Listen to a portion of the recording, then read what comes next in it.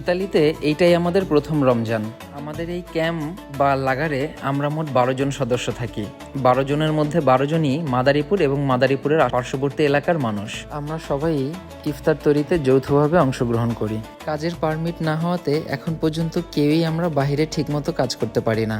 ইতালির অন্যান্য ক্যাম্পের তুলনায় আমরা অনেক বেশি আনন্দে এবং স্বাচ্ছন্দ্যে থাকতে পারি, কারণ আমরা আমাদের নিজেদের রান্না নিজেরাই করে থাকি। তাই আমরা আমাদের ইচ্ছামতো যে কোনো আইটেম তৈরি করতে পারি। এখানে আমরা কেউই এক্সপার্ট রাঁধুনি না। তাই বলি কি এই রমজানে জিলাপি খাওয়া মিস করব?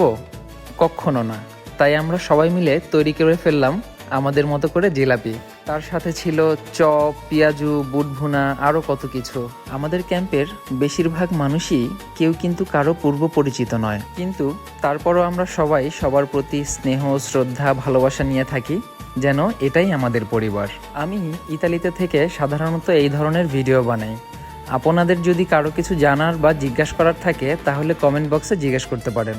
আমি চেষ্টা করব আপনাদের প্রত্যেকটি কমেন্টের যথাযথ উত্তর দিতে। সবাই আমাদের জন্য দোয়া করবেন, আমরা যেন খুব শীঘ্রই ইতালিতে পার্মানেন্ট রেসিডেন্ট বা সকল কাগজপত্র পেয়ে যাই এবং স্বাভাবিকভাবে জীবনযাপন করতে পারি এবং আপনজনদের কাছে ফিরে যেতে পারি। আপনাদের সবাইকে অসংখ্য ধন্যবাদ।